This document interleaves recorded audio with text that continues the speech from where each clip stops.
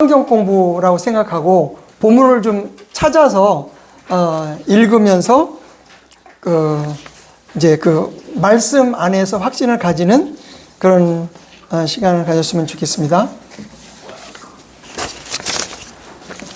그러면 잠깐 기도드리고, 하나님 아버지, 이 시간 주의 만찬을 에 대해서 함께 나누면서 하나님께서 말씀하신 것을 좀 더 관찰하고 또 해석해서 우리 마음속에 심겨질 수 있게 하기를 원합니다. 진리의 성령님께서 깨닫게 하시고 우리 마음속에 말씀이 풍성하게 거할 수 있게 하옵소서. 우리 주 예수 그리스도의 이름으로 기도하옵나이다. 아멘. 예. 오늘 그 교환은 다 받으셨지요? 한번 쭉 돌아가면서 한번 조금씩 읽는 거 그렇게 한번 읽으면서 시작을 하겠습니다. 아니면은 요걸로 눈에 보이면 요걸로 할까요? 예. 요걸로 할까요? 예. 그러면 요걸로.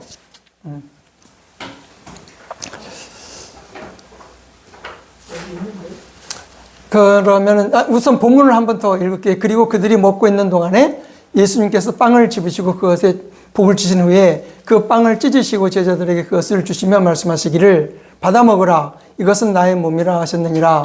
또한 그분께서 어디 갔죠? 잔을 집으시고 감사를 드리신 후에 그 잔을 그들에게 주시며 이같이 말씀하셨느니라. 너희는 그것을 모두 마시라. 이는 이것이 죄들의 사면으로 인하여 많은 이들을 위하여 흘리는 내 유언의 유언 언약에 속한 나의 피이기 때문이라. 예, 개요를 보면은 이제 예수님은 이제 빵은 예수님의 몸을 상징한다 하는 것이 26절의 부분이고요. 그다음에 잔은 예수님의 피를 상징한다. 그다음에 예수 그리스도의 피는 새 유언 언약의 피이다. 그다음에 주의 만찬의 의미, 자기 점검, 적용점 이렇게 되어 있는데요. 그 본문 가지고 계시죠? 네, 본문 가지고 계시고 한번 여기서부터 쭉 한번 읽어보실까요? 그 내용에서 예.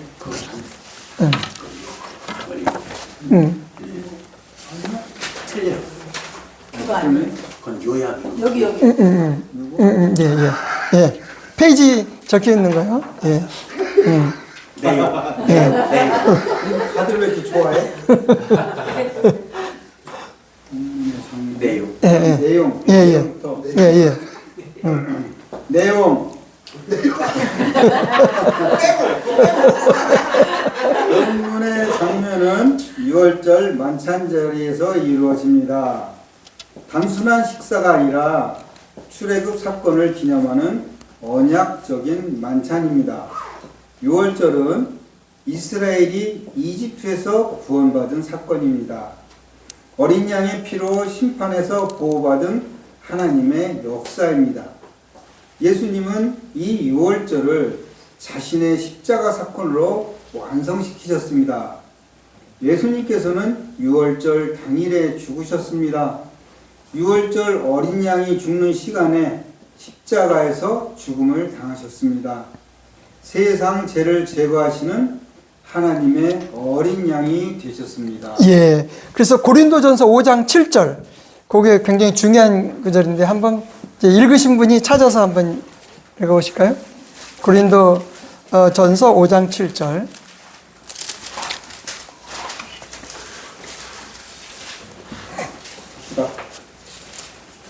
고린도전서 5장 7절. 예. 그러므로 오래된 누룩을 제하여 버릴지니 너희가 누룩이 들어있지 않은 자들로서 하나의 새 덩어리가 되게 하려는 것이라. 이는 바로 우리의 6월절 어린 양이신 그리스도께서 우리를 위하여 희생하셨기 때문이라. 예. 그래서 예수님이 이제 6월절 어린 양이시다. 그럼 아까 말씀드렸듯이 니산월 1월 14일이 6월절이란 말이에요. 그래서 3시경에 이제 어린 양을 잡는데 예수님이 갈보리 십자가에서 죽으셨고 그 순간에 성전에서는 어린 양이 잡혀지는 거라는 거죠. 같은 날, 예, 같은 날. 그래서 예수님은 바로 그 유월절 어린 양이다. 그런 겁니다. 그래서 같은 날, 같은 시간. 그리고 요한복음 1장 29절 우리가 잘 알고 있는 구절인데 그것도 한번, 예, 요한복음 1장 29절이요.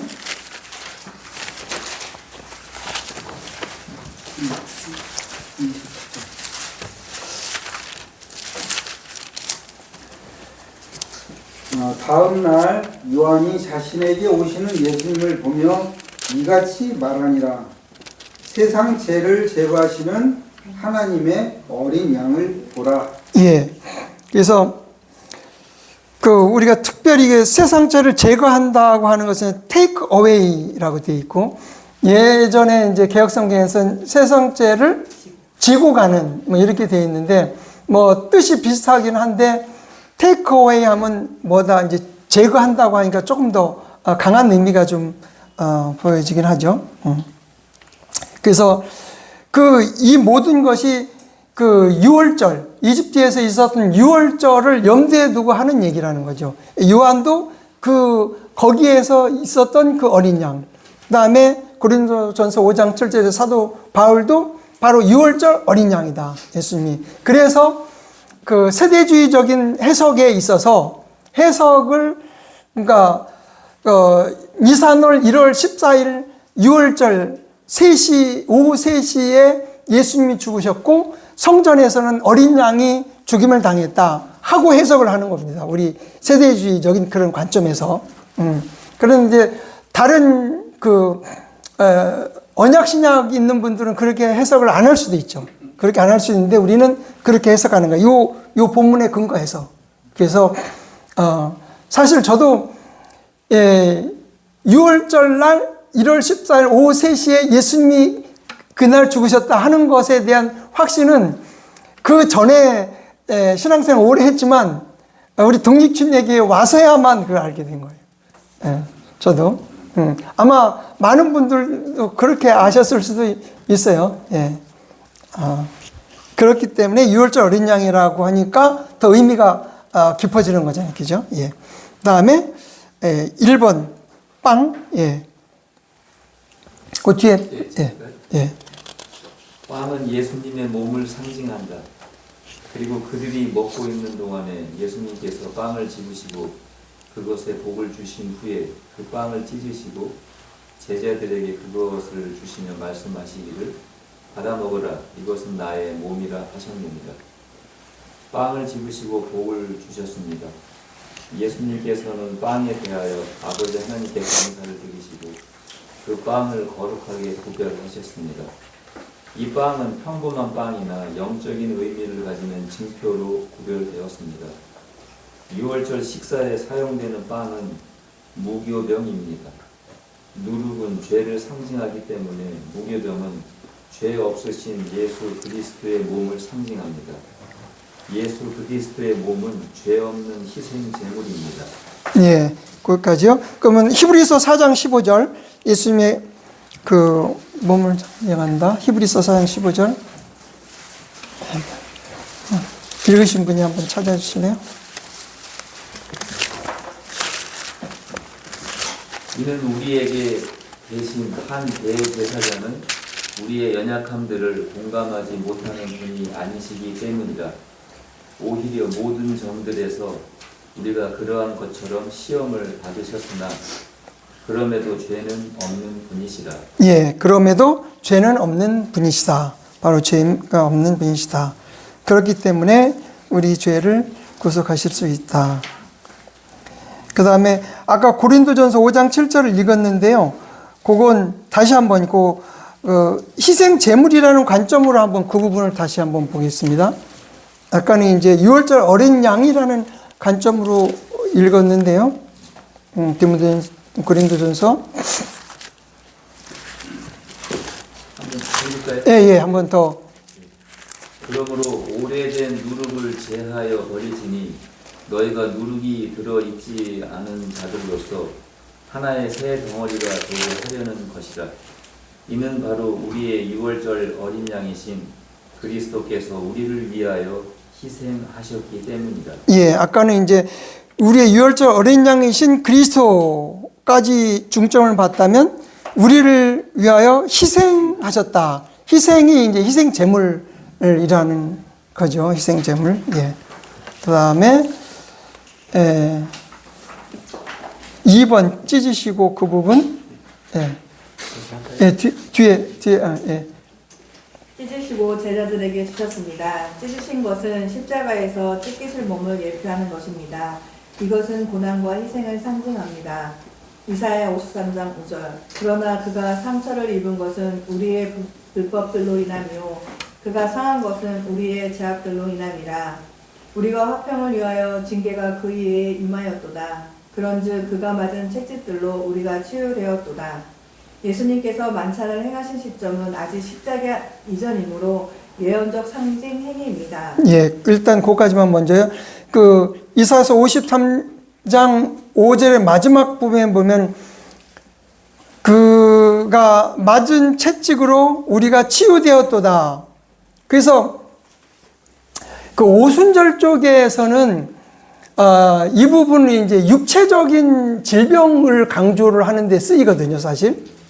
그런데 우리가 봤을 때 이 이사야 53장 5절이 이게 육체적인 것으로 해석하기가 조금 그러니까 맞지 않아 보여요. 우리의 해석으로는. 그러니까 그가 상처를 입은 것은 우리의 불법을 인함이고 그가 상한 것은 우리의 죄들로 인하며 우리의 평화를 위해서 징계를 입으셨도다. 그런즉 그가 맞은 채찍으로 우리가 치유되도다 하는 것은 그 우리의 영적인 것, 영적인 면을 강조하는 것으로 해석하는 것이 맞는데 이 부분을 이 치유라는 것을 그래서 이제 이 부분을 가지고 그 육체적인 치유하는 그 근거로 삼는데 어쨌든 우리는 이런 기도는 안 하죠. 예. 뭐 어쨌든 이 말씀의 근거에서 그분들이 기도하는 것을 뭐 우리가 뭐 탓할 수는 없겠고 우리는 그런 기도를 안 한다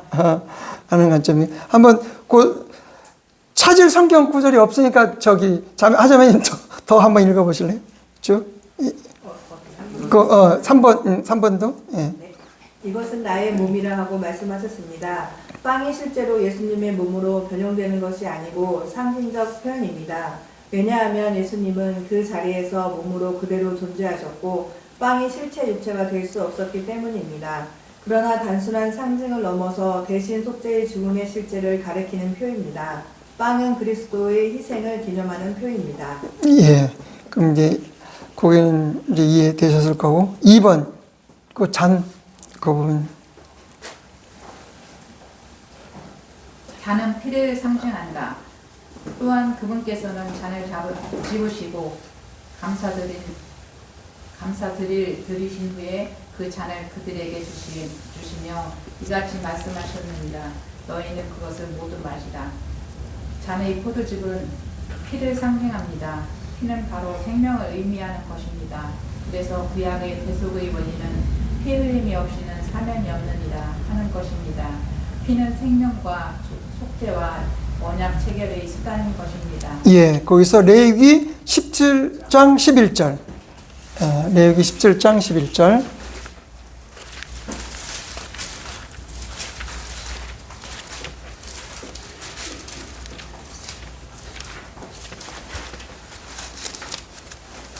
(17장 11절을) 한번 읽어주세요.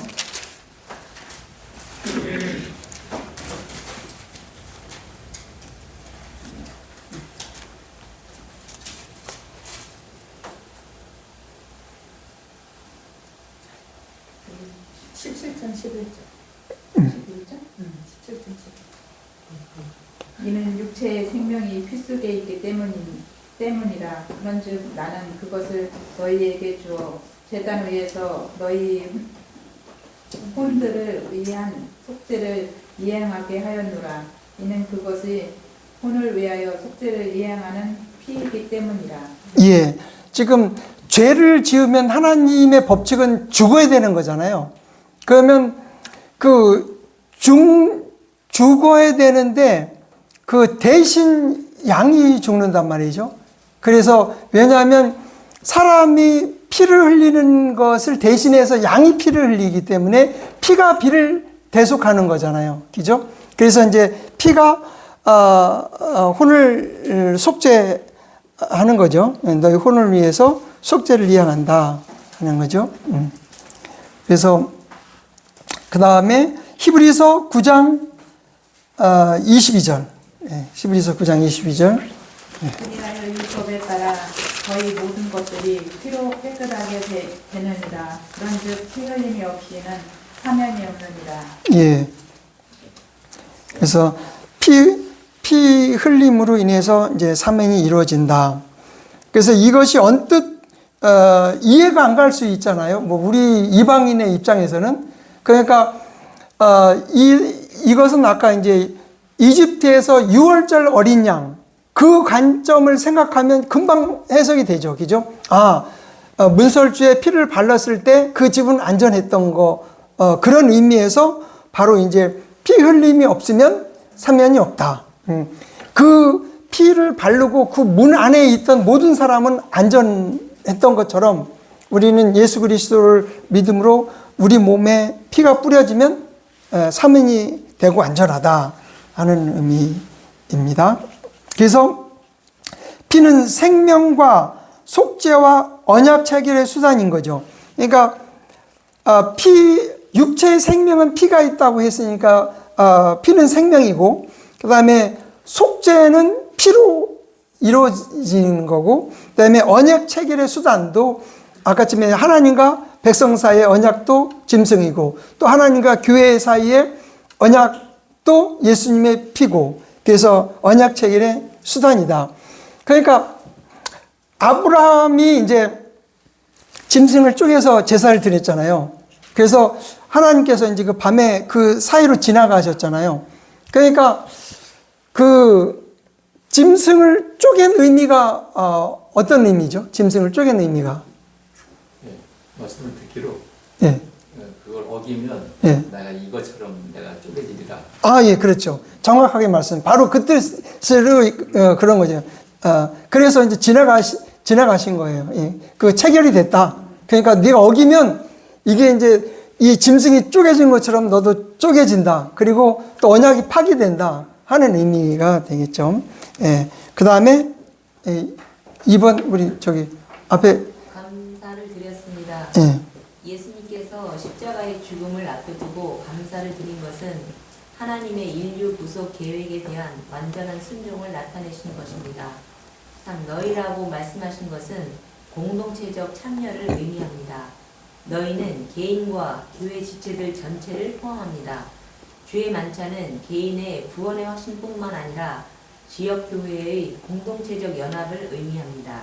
예. 고린도전서 10장 17절 한번 볼까요?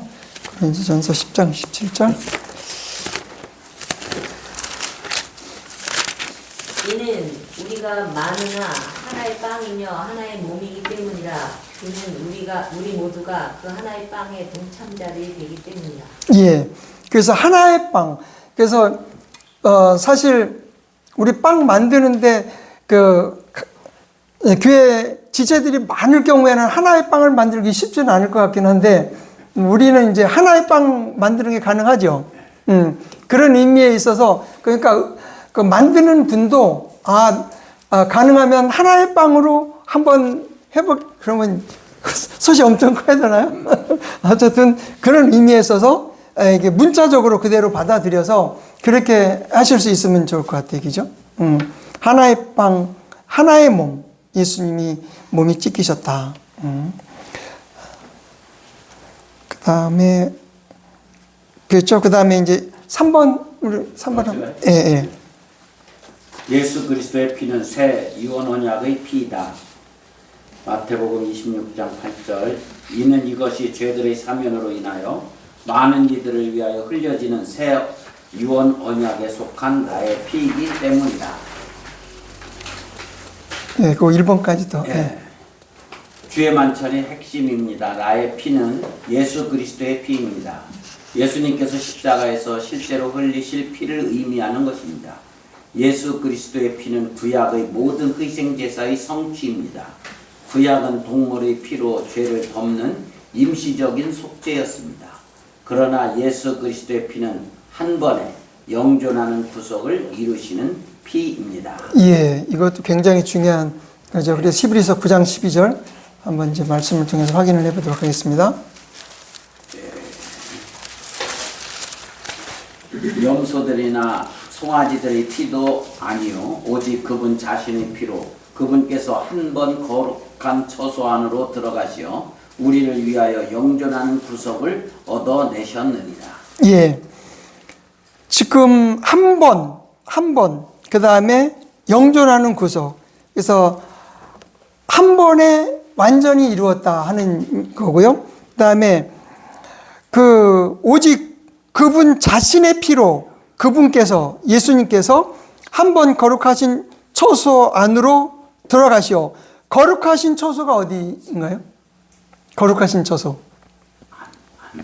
예, 하늘 처소죠. 그죠? 그러니까 대제사장들은 지성소에 들어가는데 예수님은 땅에 있는 지성소가 아니고, 왜냐하면 땅에 있는 그 지성소에는 제사장은 레위 계통에만 갈 수 있잖아요. 근데 예수님은 레위 계통의 제사장이 아니잖아요. 멜기세덱의 다른 제사장이잖아요. 그러니까 땅의 지성소로 가시지 않고 하늘 아버지께 직접 하늘 지성소로 가셨다. 그래서 영존한 구속을 얻으셨다. 그러니까 땅에 있는 제사장들은 매년 반복했단 말이죠. 그래서 반복한 것이 여기에 아까 읽는 것처럼 이게 어톤먼트라고 되어 있는데, 속죄라는 말이 어톤먼트란 말이에요. 그러니까 덮는 거란 말이죠. 매년 덮을 정도. 그러니까 그런데 이제 예수님의 피는 완전히 제거한 피다. 그래서 그리고 또 영원히 덮은 거지. 영원히. 그래서 그 개혁 성경에서는 아마 영원한 속죄라고 돼 있죠, 그죠? 그런데 우리는 여기서 영원한 구속, 리뎀프션으로 표시되어 있습니다. 구속, 영원히 건져냈다 하는 값을 지고 그리스도의 피를 주고 영원히 건져냈다는 차원에서 이제 리뎀프션, 구속이라고 되어 있고요. 그 다음에 히브리서 10장 10절도 한번 더. 10장 그 뜻에 의하여 예수 그리스도의 몸이 한 번에 완전하게 드려짐을 통해 우리가 성결하게 구별되는도다. 예, 이 부분은 특별히 더 이제 10절 마지막 부분에 보면 once for all이라고 되어 있죠, 그죠? once for all. 이게서 이제 이걸 번역하는 분에 따라서 영단번이라고 번역한 신학자도 있었어요. 영단번. 한 번에 영원히.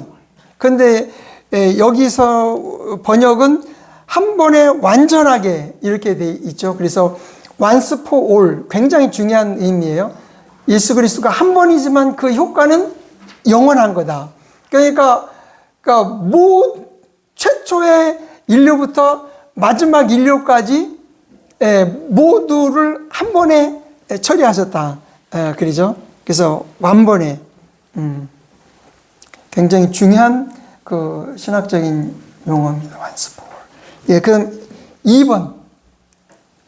예. 새 유언 언약입니다. 예수 그리스도의 십자가는 신약 시대를 여는 매우 중요한 사건입니다. 구약의 언약은 출애굽기 24장에서 모세의 중재로서 하나님과 백성 사이에 짐승의 피로 세운 모세의 언약입니다. 그러나 신약의 언약은 예수 그리스도께서 중재자이시면서 동시에 유언자가 되시고 자기 자신을 희생 제물로 드려 죽으심으로 하나님과 교회 사이에 그리스도의 피로 세우신 그리스도의 언약인 것입니다. 예, 거기까지만 우선 보고 그 히브리서 9장 19절부터 21절까지 굉장히 중요한 본문이기도 한데요. 한번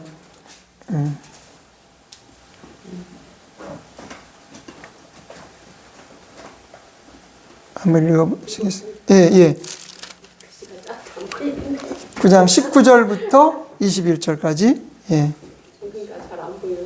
아, 이는 모세가 예. 모든 백성에게 율법에 따른 모든 규법을 저마다 전파하였을 때 그가 송아지들의 피와 염소들의 피를 물과 주홍색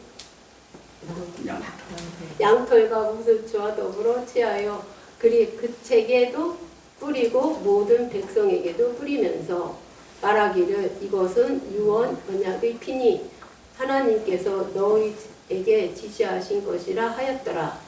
이뿐만 아니라 그는 피를 성막에서 또 뿌리고 사역과 관련된 모든 것들에 뿌렸느니라. 예. 아, 됐어요. 잘 읽으셨어요. 괜찮아요. 잘 읽으셨습니다. 그러니까 지금 구약에도 바로 하나님과 이제 백성 사이에 모세가 피를 뿌려서 그 언약을 체결했고, 그 피를 뿌리는 첫 번째 행위는 이제 죄를 씻는 측면이 있고 또 언약을 체결하는 두 가지 의미가 있는 거죠. 예. 그래서 그 부분이고, 그 다음에 그 9장 15절부터 17절까지 다시 한번 15절부터 17절까지 천천히 괜찮으세요? 천천히 읽으세요. 예. 그런즉 이런 까닭에 그분께서는 새 유언 언약의 중개자로 계시니 첫 유언 언약하에 있던 불법들이 구속을 위하여 죽으심으로써 부르심을 받는 자들이 영존하는 유산의 약속을 받게 하려 하심이라. 네. 17절까지. 이는 유언 언약이 있는 곳에는 그 유언자의 죽음 또한 필수적으로 있어야 하기 때문이라. 이는 유언 언약은 사람들이 죽은 뒤에야 효력이 있기 때문이라. 그렇지 않다면 그것은 그 유언자가 살아있는 동안에 전혀 영향력이 없느니라. 예. 여기 이게 굉장히 중요한 거죠. 저도 이제 예전에 침례교회 아니고 이제 장로교회 다닌 적도 있었고, 그런데 이런 해석을 들어본 적도 없어요. 그죠? 이런 해석은 거의 들어본 적이 없어요.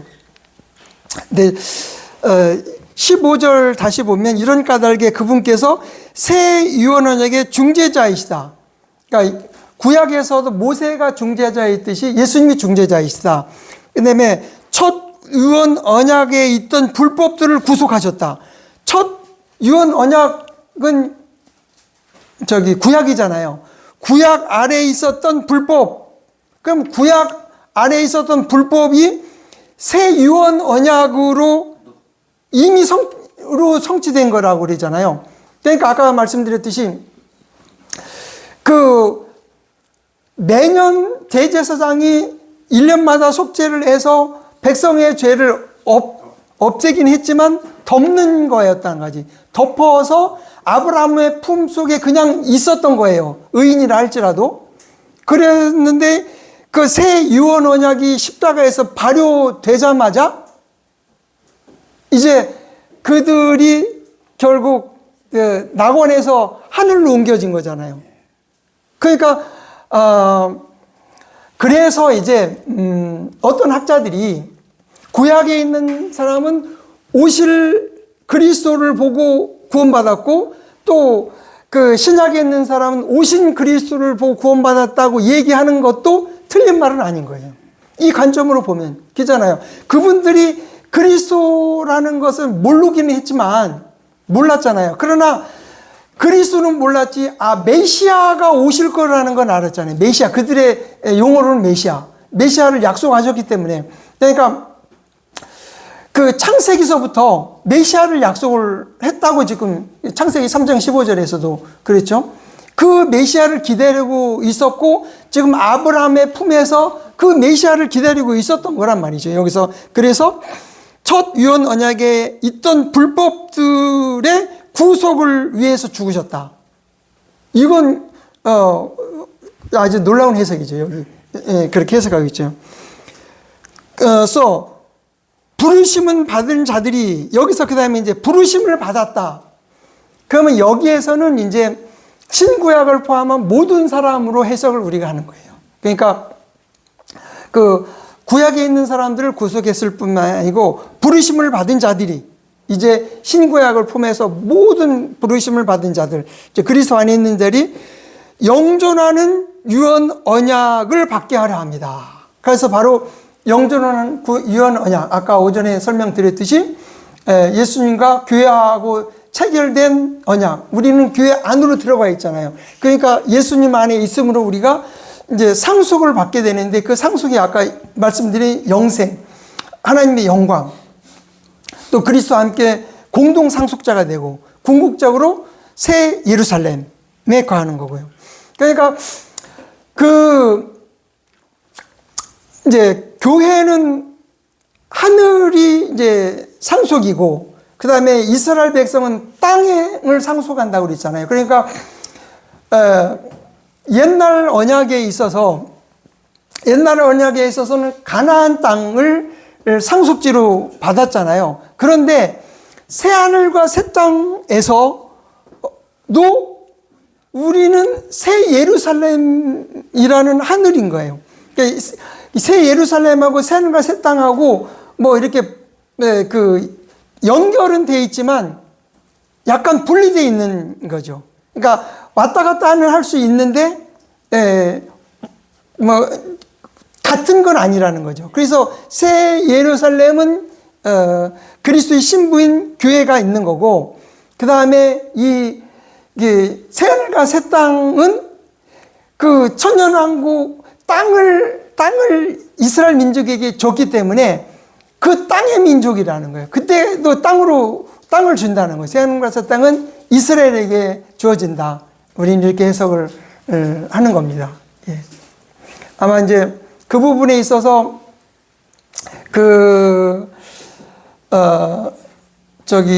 김영규 목사님 그 종말론적 그 종말론에 관한 그 계시록 강의가 있어요. 그런 것도 한번 유튜브를 통해서 한번 참조해 보시고요.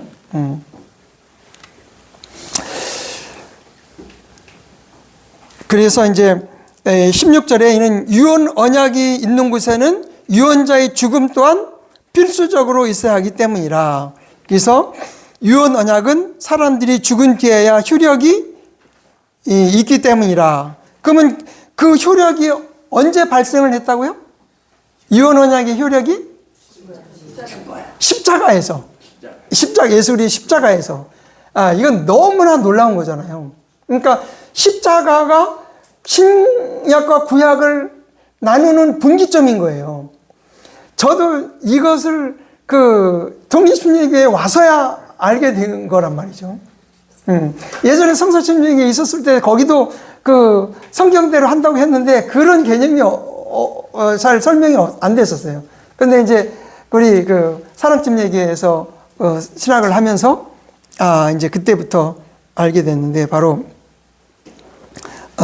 그러니까 마태복음부터 신약이 아니고 십자가부터 이제 신약이 이루어지는 거잖아요. 그러니까 마태복음은 구약이란 말이죠, 기죠. 그런데 이스라엘 백성에게 예수님 말씀하신 거잖아요, 유대인들에게. 그런데 그 마태복음을 교회의 성도들에게 얘기하면 안 맞는 거잖아요. 그러니까 영적인 해석은 할 수가 있는데 마태복음을 문자적으로 해석을 해가지고는 혼돈스럽죠. 그죠? 우리의 교리는 사도 바울에 의한 로마서에서부터 우리 교리가 형립되는 거라는 거죠. 그러니까 그 사복음 마태, 마가, 누가, 요한은 예수님이 하나님이시구나. 하나님이 이 땅에 오셔서 하나님으로서의 능력을 행하셨고 그분이 십자가에서 하나님께서 계획하신 구속을 이루셨고 부활하심으로 우리의 구원자가 되신다. 그리고 그분이 하신 말씀이 영적으로 우리가 이제 교훈으로 삼는 그런 것이지, 그 마태복음으로 교리를 삼으면 혼돈에 빠지는 거죠. 그죠? 나더러 주여 주여 하는 자마다 다 천국에 들어갈 것이야. 내 아버지의 뜻대로 행하는 자를 들어가리라. 그러면 내 아버지의 뜻대로 어떻게 하는 것이 내 아버지의 뜻이겠어요. 그죠? 그러니까 그 행위 구원이 나오게 되는 거고, 결국은 근데 물론 거기서 뭐 다른 해석이 있기는 한데 어쨌든 행위로서는 구원 얻을 없단 말이죠. 그죠? 그래서 마태복음 5, 6, 7장이 산상수훈인데 이것이 천년 왕국에서의 왕국의 헌장이란 말이죠. 그런데 그것을 교회에 적용을 해버리면 교회 천국에 들어갈 사람이 그것을 다 행해야 들어간다고 치면 들어갈 사람이 아무도 없죠. 그죠? 그렇게 해석이 되기 때문에 그래서 이제 십자가 사건이 신구약을 나누는 사건이라는 것은 굉장히 중요한 사건입니다. 성경 해석에 있어서도 굉장히 중요한 사건이라는 거죠. 마태복음을 신약으로 해석을 하면 안 되는 거죠. 이런 관점에서. 이죠? 정확한 거죠. 그래서 또 17절 이는 유언 언약은 사람들이 죽은 뒤에 효력이 있기 때문이라 그렇지 않다면 그것은 유언자가 살아있는 동안에 전혀 영향력이 없느니라. 예, 유언자가 이제 됐고요. 그 다음에 그 뒤에 안 읽으신 거 한번 마저 읽으실래요? 그 요 본문 이제 여기 교환 그런 데에서부터 그런데 하나님께서는 이스라엘 백성에게 이미 새 언약을 약속하셨습니다. 그리고 새 언약은 에레미야서 이스라엘과 맺을 미래 언약 즉 천년왕국에서 성취될 언약입니다. 새 언약은 이스라엘과 맺는 언약입니다. 이스라엘이 새 언약의 직접 대상입니다.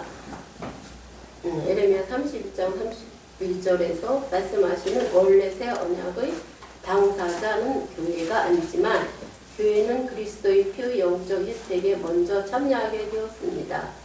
교회는 그리스도의 피를 통해 영적 축복에 참여하여 죄사함을 받고 성령님께서 내주시며 몸의 구속을 기다립니다. 그러나 이스라엘의 새 언약은 아직 미래의 일입니다. 혼동하면 안 되는 것이 있습니다.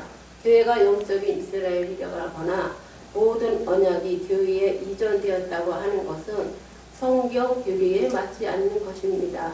하나님의 경륜 즉 구약과 신약, 율법 시대와 은혜 시대의 세대를 구분해야 합니다.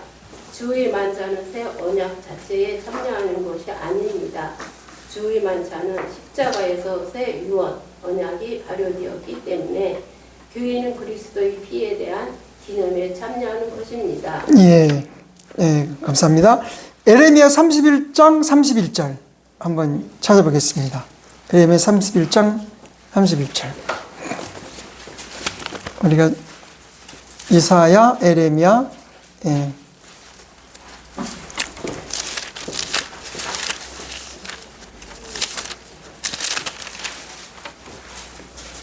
읽을까요? 예.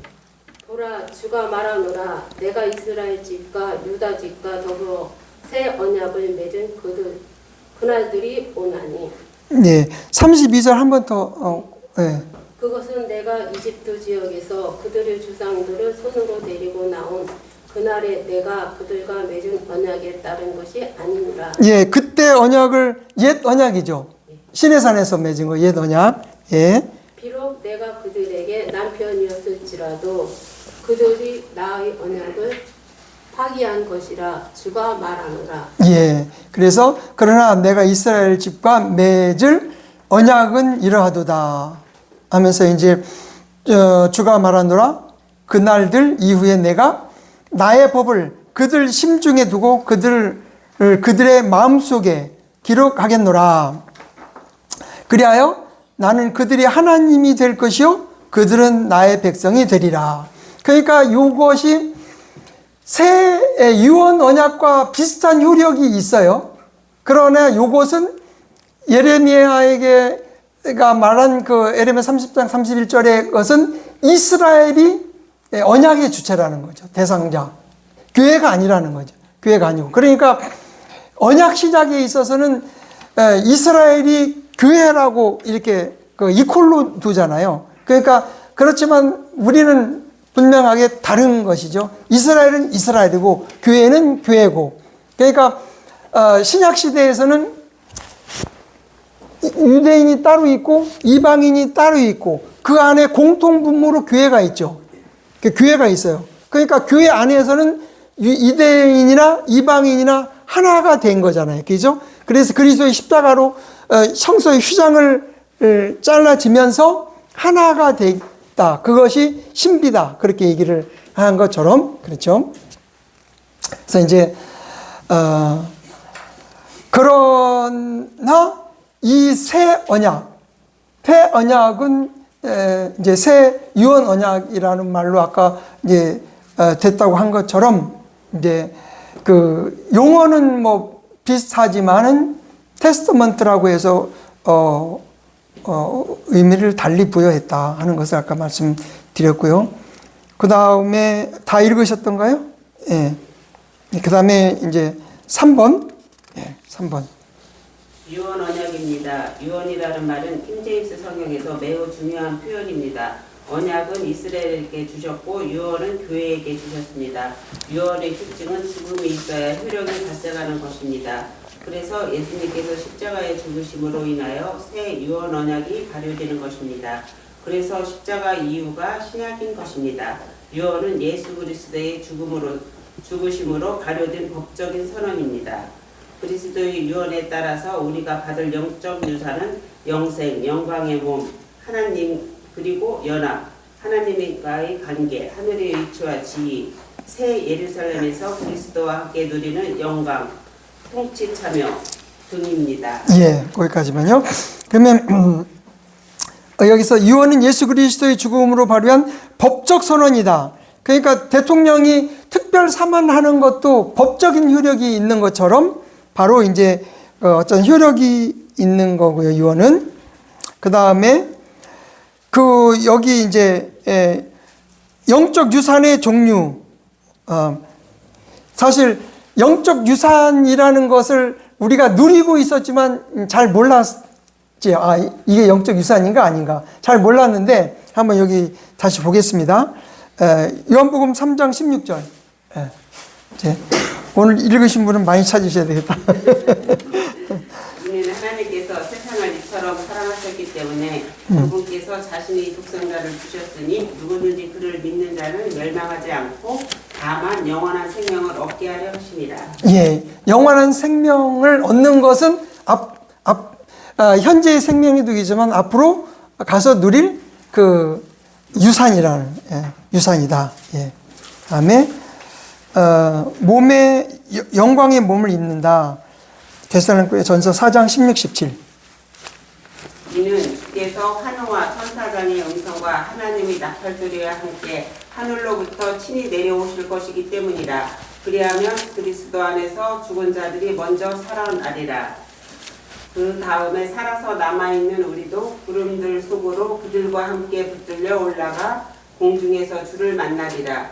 그리하여 우리가 언제나 주와 함께 있으리라. 예, 지금 성경에서 분명히 이게 공중으로 끌어올려가고 이제 살아있는 자리 끌어올려가고 죽은 자리 부활한다고 하는 게 분명히 있는데도 지금 휴거를 안 믿는 사람이 있죠. 분명히 있는데 있잖아요. 이 약속이. 그 다음에요. 그 다음에 계시록 21장 3절. 그 하나님 자체가 우리의 유산이다고 했는데 21장.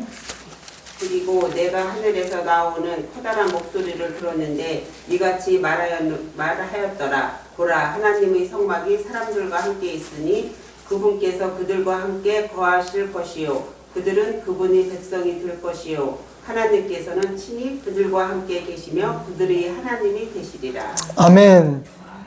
하나님과 함께 한다는 거죠. 그러니까 하나님이 지금 셋째 하늘에 계신 하나님이 새 예루살렘으로 내려오셔서 우리와 함께 하신다.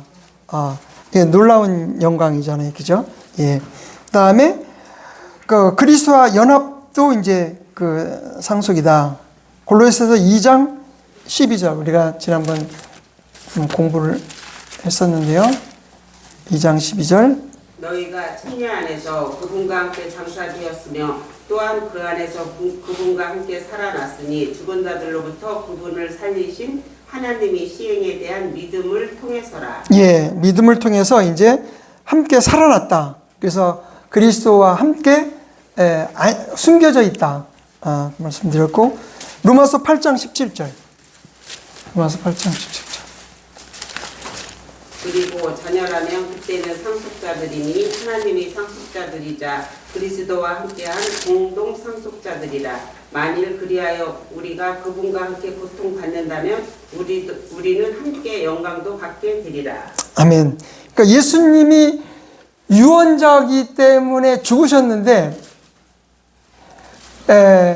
그분이 부활하시기 때문에 공동상속자가 됐다는 거잖아요. 그러니까 하나님이 모든 것을 아들에게 주셨어. 그런데 아들이 죽으셨어. 그러니까 그 교회에게 모든 것을 주셨는데, 부활하신 예수님하고 우리하고 이제 공동상속자가 된다는 거지. 사실 우리가 예수님께 뭐 뺏긴 건 아니죠. 너무 어마어마한 거기 때문에 우리에게 뭐 우리가 받을 걸 예수님에게 뺏긴 거 아니죠. 예수님이 우리한테 뺏기십니다. 예수님 우리 맞습니다. 예, 맞습니다. 감사합니다. 그다음에 계시록 아까 한 21장 3절 했고요. 에베소 2장 6절 이것도 굉장히 중요한 말씀인데요.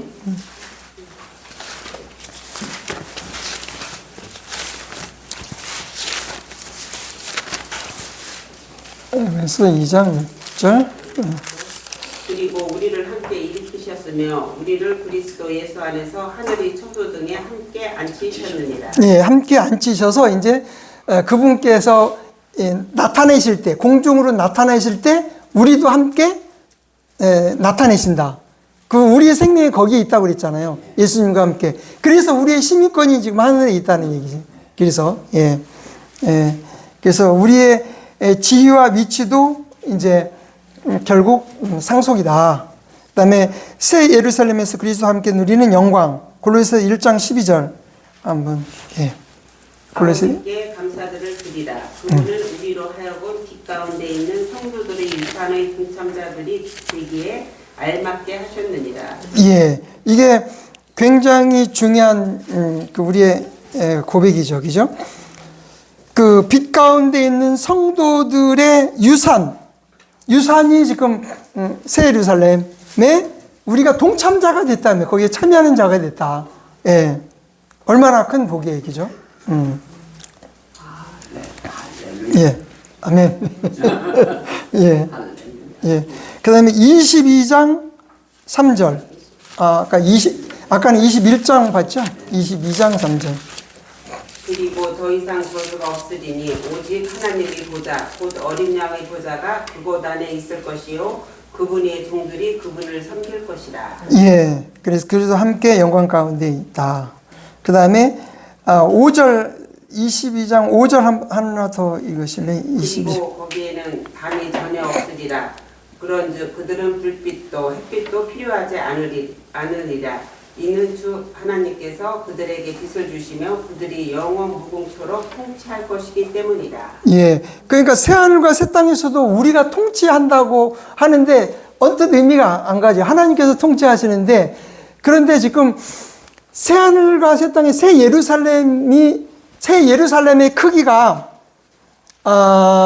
이제 12,000 그러니까 22,000 킬로미터로 돼. 22,000. 그러니까 우리 한반도가 지금 그 삼천리 금수강산이잖아요. 삼천리 금수강산이면은 이제 그 한 1200 정도? 예. 1200 킬로면 그거보다 1000 정도 더 간 거. 그러니까 우리 한반도 약 2배 정도의 길이와 이제 가로 세로 높이가 된다는 거예요. 이 새하늘과 새 땅의 크기가. 여러분 이제 이 성경 읽으시다가 저기 막히는 부분 있잖아요. 요새 이제 챗 GPT 전에 말씀드렸듯이 이것을 활용하면 정말 많이 배울 수가 있어요. 그러니까 예전에는 이제 읽다가 그 막히면 그냥 지나가잖아요. 그러면 궁금증이 있어도 뭐 어디 찾아보려고 해도 금방 자료가 안 나오는데, 이 좋은 전거가 있으니까 너무 재밌는 거예요. 이 성경 공부가. 요새는 특히 맥을 잡는 면에 있어서도 그렇고, 근데 여러분 말씀드렸듯이 특별히 이제 검색을 할 때 킹제임스 성경, 그 다음에 세대주의라는 말을 집어넣으면 우리 세대주의의 입장에서 킹제임스 성경으로 설명을 해주거든요.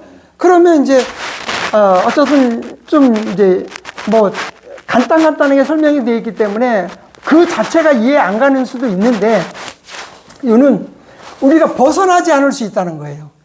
우리 교리에서.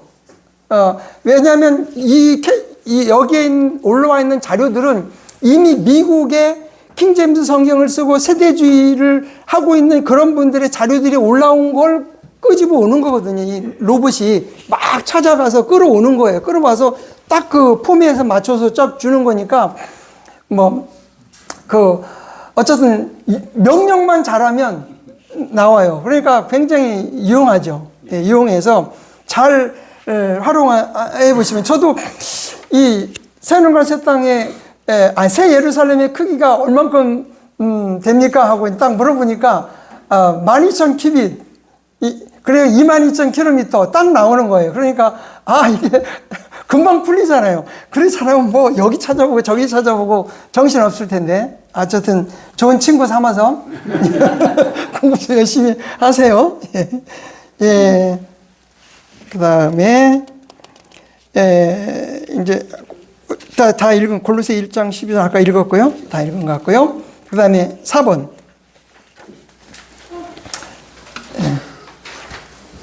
죄들이 사면을 주는 피입니다. 새 유언 언약을 통한 죄들의 용서는 단순히 죄를 덮는 것이 아니라 완전히 제거하는 것입니다. 구약의 속죄는 죄의 덮음을 의미했습니다. 그러나 신약의 사면은 죄들을 제거하는 것입니다. 죄값을 완전히 지불한 사건입니다. 예. 아까 읽기는 했는데 히브리서 9장 26절 한 번 더. 히브리서 9장 26절.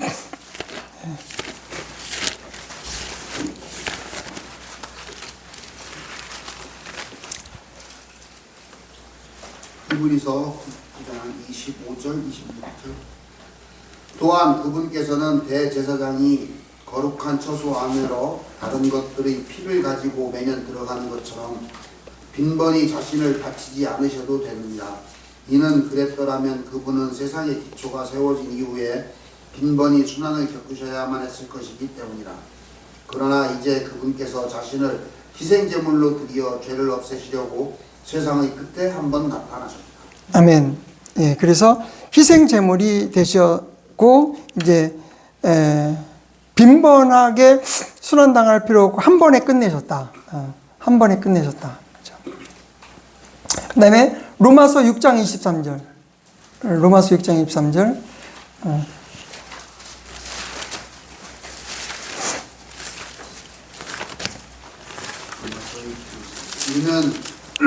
이는 죄의 대가는 사망이요 반면에 하나님의 선물은 우리 주이신 예수 그리스도를 통한 영생이기 때문이다.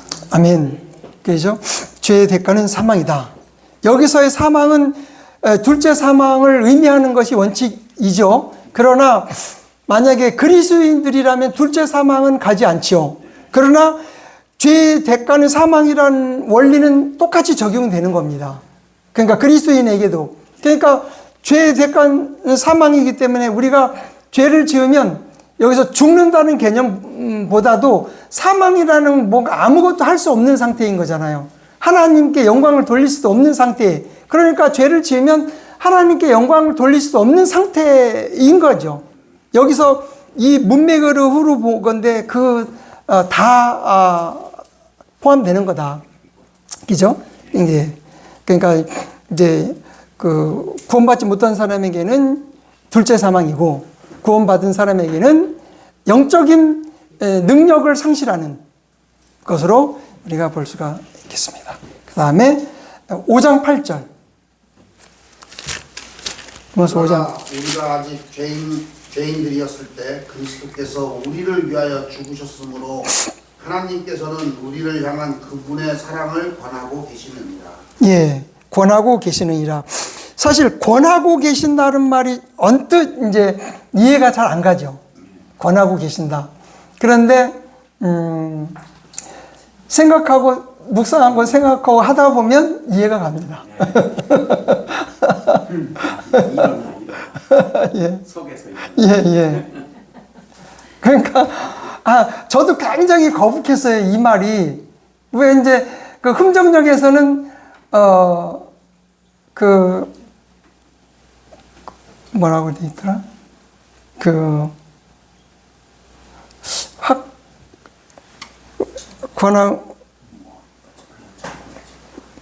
뭐라고 돼 있었죠? 당당히 제시하는 당당히 제시하신다. 그렇죠. 당당히 제시하신다고 그렇게 돼 있는데, 여기서 이제 권하고 계신다고 했는데, 이제 생각을 해보면, 그러니까 십자가에서 죽으셨단 말이죠.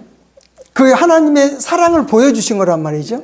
그러니까 그 사랑을 권한다는 말이죠. 사랑을 받아들여라 하고 권한다는, 받아들이라고 권하는 거예요. 받아들여라. 그 큰 사랑을 그게 그렇죠. 그렇게 생각하면 조금 이해가 될 듯도 하죠. 예. 그래서 처음에 아망이 거부스러웠는데, 그래서 영어에서도 이게 이제, 커맨드로 돼 있거든. 커맨디스인데, 이게 이제 옛날 시기라서 그러니까 커맨드, 이게 권한다는 의미가 맞기는 맞아요. 근데 어색했는데, 이해가 될 수 있는 말이에요. 그 다음에 베드로전서 2장 24절. 베드로전서 2장 24절. 저는 이제 이 말씀으로 이제 구원받았고 확신을 가지게 된 말씀인데, 어쨌든, 예. 그분께서 친히 나무에 달린 자기 자신의 몸으로 우리들이 죄들을 담당하셨으니 예. 죄들의 죽은 우리가 의에는 살게 하려 하신다. 그분께서 맞으신 채찍들로 인하여 너희가 치유되었느니라. 예. 그러니까 그 친히 나무에 달린 자기 자신의 몸으로 우리의 죄들을 담당하셨다. 그러니까 지난번 설명을 드렸듯이 이제 저를 불행한 그 자매가 요게 아저씨 태어날 때부터 죽을 때까지 죄다. 근데 요게 예수님에게로 넘겨졌다. 그러면 아저씨의 죄는 있냐 없냐? 그러니까 없다. 그러면 죄가 어디로 갔냐? 예수님에게로 갔다. 그것이 예수님이 하신 일이다. 이거보다 더 확실한 게 어디 있어요? 그냥 말로 하는 것보다 이게 넘겨졌다는 거죠. 나에게는 없는 거잖아. 그런데 그러니까 죄 값이 지불된 거란 말이에요. 완전히. 그래서 이 베드로전서 2장 24절 바로 완전히 넘어갔다는 거 중요한 말씀입니다. 그다음에 5번. 예. 많은 이들을 위하여 흘리시는 피입니다. 많은 이들은 모든 사람을 의미합니다. 그리스도의 피는 모든 사람에게 충분한 하나님의 피입니다. 대속의 범위는 모든 사람이지만 대속의 적용은 오직 믿는 자만이 해당되는 것입니다. 속죄의 범위는 많은 사람이지만 속죄의 적용은 오직 믿는 사람입니다. 예수님께서 제자들과 유월절 예비를 지키시는 것은 교회 의식의 시작이고 주의 만찬을 제정하신 사건입니다.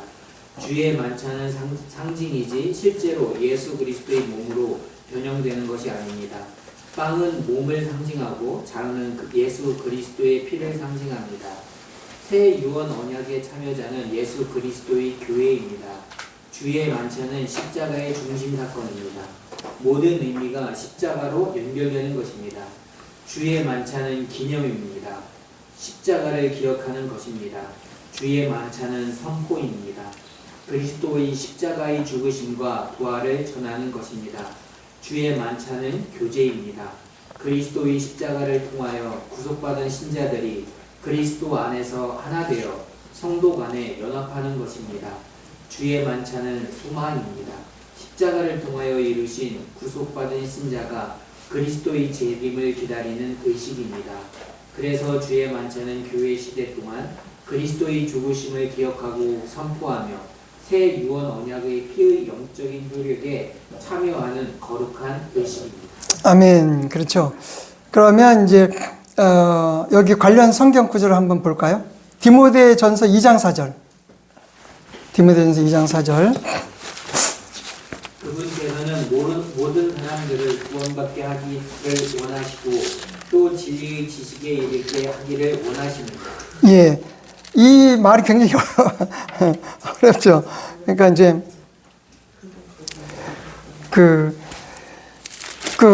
하나님은 모든 사람의 구원을 받고 진리의 지식에 이르기를 원하시느니라, 이렇게 이제 번역이 됐는데, 이 이제 표킹에서는 그 사역 동사를 그대로 번역을 했어요. 그러니까 바울이 디모데에게 하나님께서는 내가 다른 사람이 구원받게 하기를 원해 하고 말하는 거죠. 그 뜻이죠, 기죠. 이제 그렇게 이해하니까 이해를 하겠어요.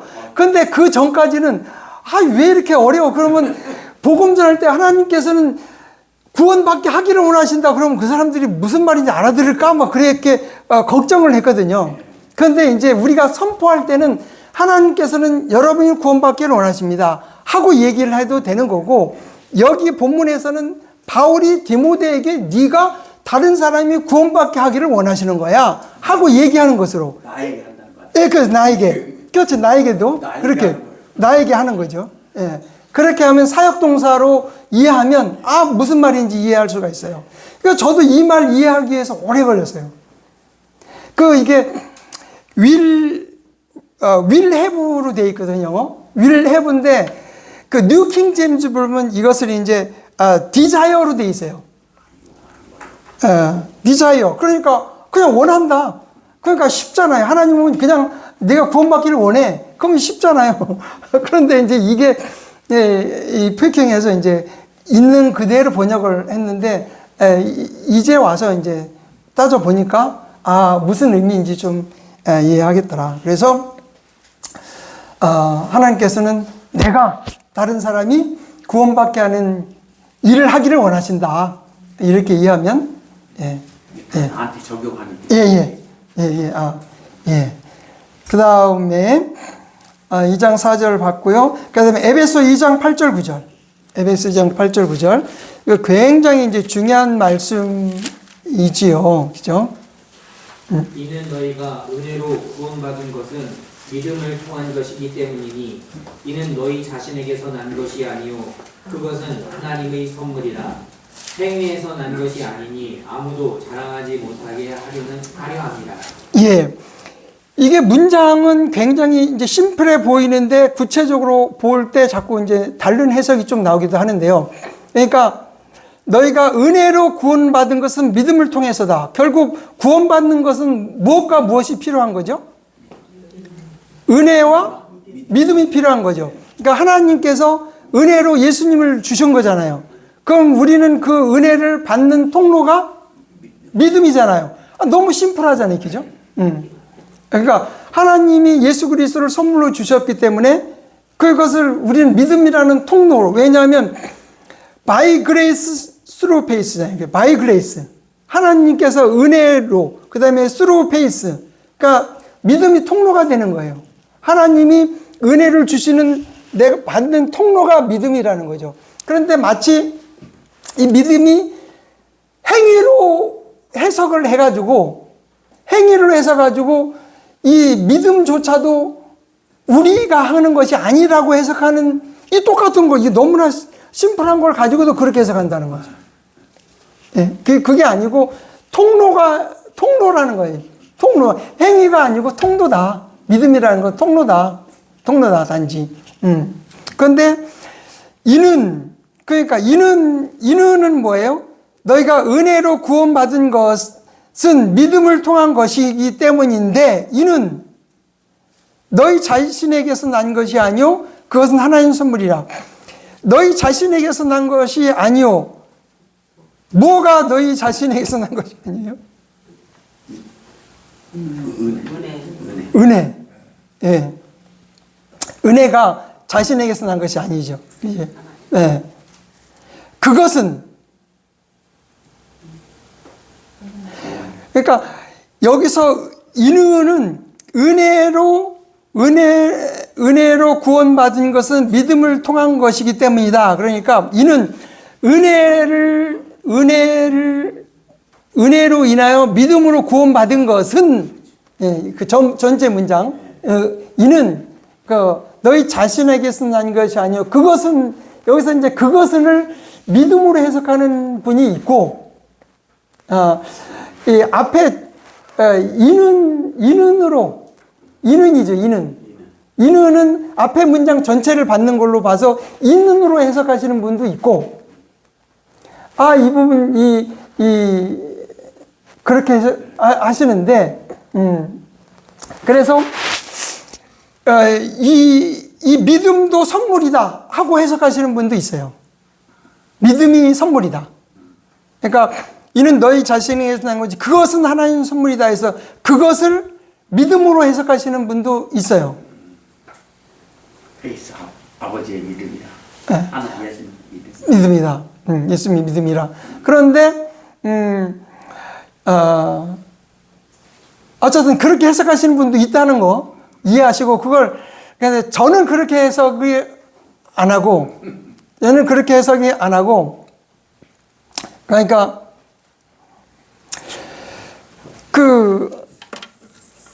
그것은 하나님의 선물이 믿음이 하나님의 선물이 아니고 은혜로 말미암아 구원받은 것이 하나님의 선물이다. 은혜로 구원받은 것까지가. 예. 구원받은 것이 하나님의 선물이다. 이렇게 해석을 하는 것이 이 문맥상 더 자연스럽다. 예. 그러면 왜 믿음이 선물이라고 하느냐? 지금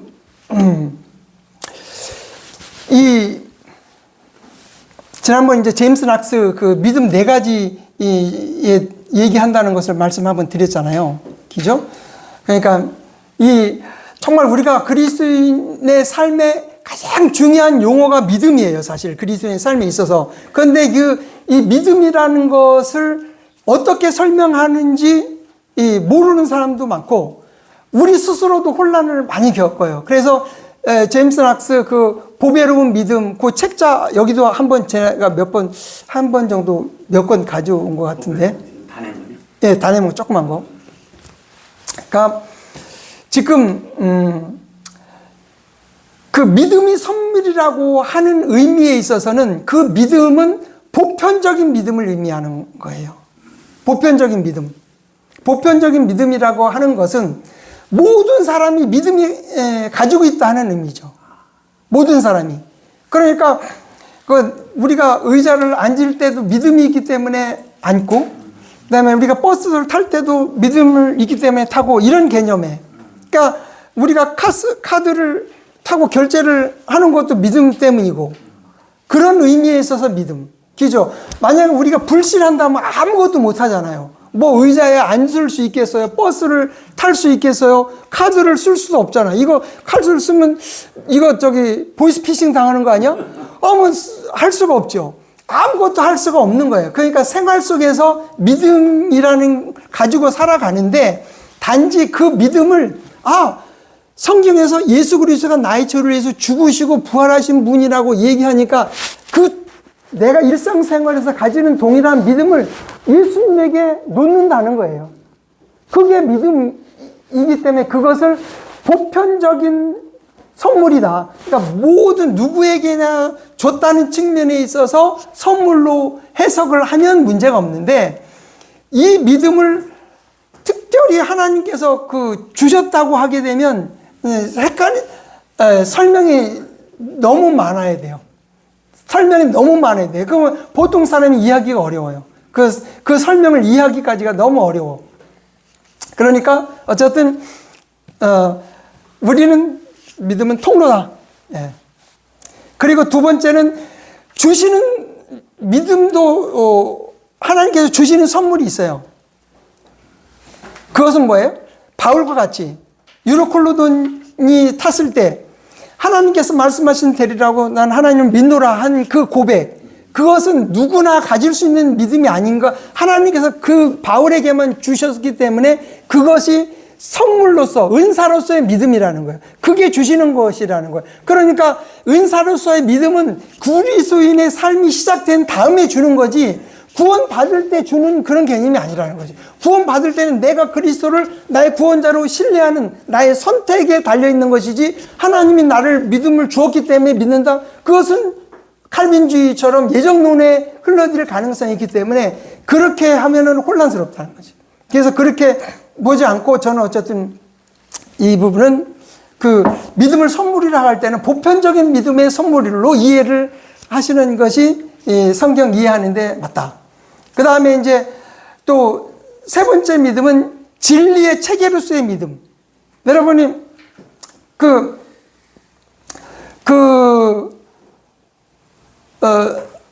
만약에 침례라고 할 경우에는 침례는 물속에 들어가서 나오는 거다. 그러면 우리가 침례에 순종하잖아요. 그죠? 그럼 왜 침례를 순종했어? 침례가 물속에 들어갔다 나오는 거라는 그 교리를 믿는 거잖아요. 그래서 그걸 교리의 체계로서, 진리의 체계로서의 믿음을 얘기하는 거예요. 진리의 체계로서의 믿음. 그러면 이 성경에서는 지금 그 믿음에 굳게 서라, 또 믿음에서 흔들리지 말라, 그런 것들은 다 이걸 말하는 거예요. 하나님이 천지를 창조하셨다. 그것은 교리의 체계로서의 믿음이죠. 구원받는 믿음이 아니죠. 선물로서의 믿음이 아니죠. 성경에 있는 그 교리를 내가 받아들이는 것이, 그것이 교리의 체계로서의 믿음이에요. 그리고 네 번째가 그리스도의 믿음이라는 거예요. 그리스도의 믿음. 지난번 말씀드렸듯이 이쪽에서 여기까지 간다. 배를 타고 가는데 제자들은 막 그 풍랑 때문에 무서워하는데, 근데 예수님은 편안하시잖아요. 제자들은 막 예수님에 깨우고, 그러니까 예수님이 믿음이 없는 자들아 왜 의심하느냐 하시면서 이제 이 편까지 왔죠. 그러면 제자들은 믿음을 지켰어요? 못 지켰어요? 못 지켰죠. 그러면 이쪽에서 이쪽까지 인도하신 것은 누가 인도하셨어요? 예수님이 인도하셨죠. 그래서 그것을 예수님의 그리스도의 믿음이라고 한다는 거예요. 나는 실패해도 그리스도께서 나를 인도하신다. 그것이 그리스도의 믿음이야. 그러니까 그리스도께서 사시는 것이 그리스도의 믿음인 거예요. 갈라디아 2장 20절. 그래서 이 네 가지 믿음을 제임스 낙스가 설명한 그 부분을 정확하게 이해하게 되면 분별력이 생기는 거예요. 이게 뭔가. 그래서 그리스도의 믿음은 그리스도께서 가지신 믿음인데, 그리스도께서 하나님을 믿는 믿음이라는 거예요. 모든 것은 하나님의 계획, 하나님 아버지의 계획 아래 이루어지는 거죠. 그리고 아들은 그것을 순종하는 거고, 성령님께서 그 능력을 통해서 이루어지게 하시는 거예요. 삼위일체 하나님. 그러니까 그 하나님의 계획을 예수님은 믿어요. 그러니까 하나님이 나를 안전한 곳으로 인도해 주실 것을 예수님은 믿어요. 그렇기 때문에 예수님이 나를 인도하시는 거예요. 그래서 예수님의 믿음인 거예요. 그래서 예수님이 하나님을 믿고 그 하나님을 믿는 믿음으로 나를 인도하시는 거예요. 그래서 그리스도의 믿음이라는 거예요. 그리스도가 나를 이끄신다는 거죠. 그래서 이 그리스도의 믿음을 킹제임스 성경 진영에서 너무 혼란스러워해요. 이 용어가 우리에게만 있는 용어인데 너무 혼란스러워.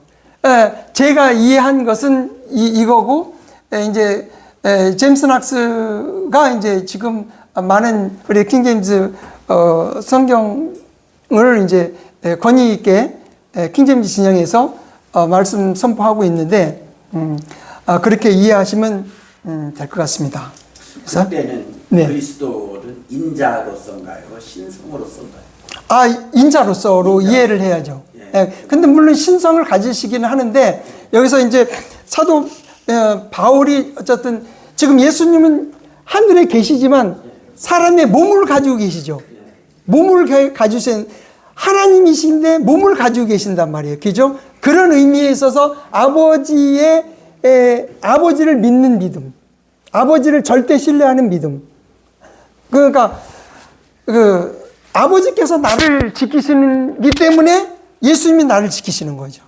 그러니까 거기서는 신성이지만 인성까지도 포함된 뭐 이렇게 이해할 수 있겠어요. 우리가 뭐 완전히 이해한다는 것은 사실 어렵죠, 그죠?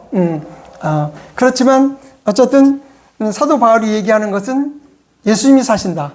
그것을 그리스도의 믿음이라고 한다. 그리스도께서 가지신 믿음이다. 그리스도께서 주시는 믿음으로 해석하시는 분도 있어요. 근데 그분도 뭐 그분 나름대로 해석을 하시는 건데 저는 그 말이 아직은 이해가 안 가요. 그리스도가 주시는 믿음이라고 하게 되면 그리스도께서 사시는 것이고 그리스도께서 사시는 것을 그리스도의 믿음, 그리스도가 가지시는 믿음으로 이해를 합니다. 그다음에 이제 4번 예, 4번 붙이겠습니다. 4번 우리 하자매님 아니 저쪽에 우리 자매님 아니 저기 주의 만찬 4페이지 예 4번 주의 만찬 의미와 자기 전공 요거 큰 글씨로 되어 있는 거 안 가져주겠는가 보다.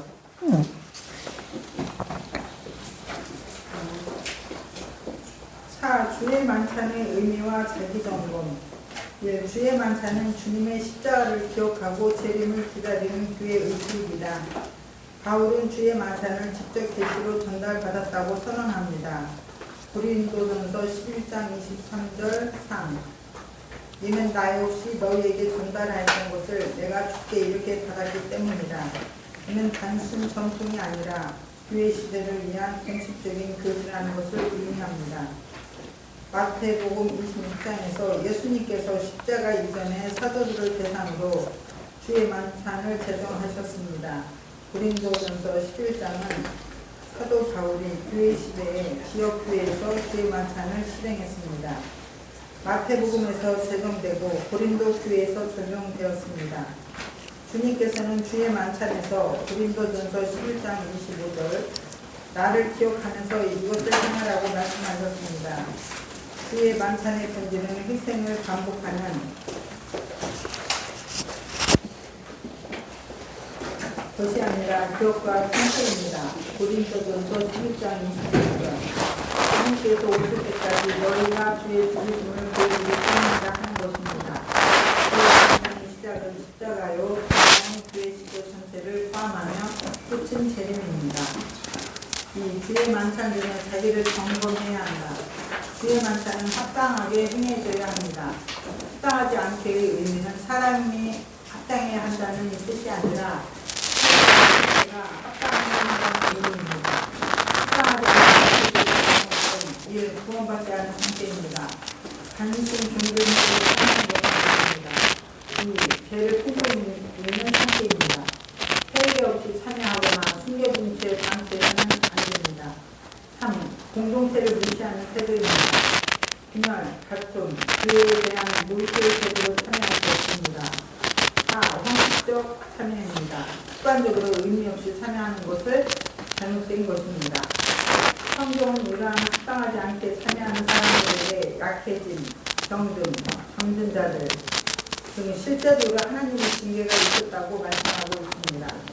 이것에 대한 해결 방법은 고린도전서 11장 28절 사람이 자신을 점검하시니 하고 말씀하셨습니다. 자기를 점검하고 죄를 자백하고 예수 그리스도의 십자가의 피를 통한 구속을 믿는 믿음으로 참여하면 됩니다. 주의 만찬은 은혜의 자리이면서 동시에 거룩한 책임의 자리입니다. 예, 이제 적용점은 아까 5월 전에 말씀드린 믿음을 확인하고 감사하고 주의 만찬은 거룩한 참여이다. 주의 만찬은 재림을 소망이다. 이제 이 부분은 이제 다 쉬운 부분이죠. 혹시 이제 질문사항 있습니까? 혹시 더 이제 완벽하게 이해를 하셨는가 보다, 그죠? 예. 다른 분들도 마찬가지. 예. 이해하셨죠? 예. 예. 예. 네, 감사합니다. 그러면 잠깐 기도하고 마치겠습니다. 살아계신 하나님 아버지,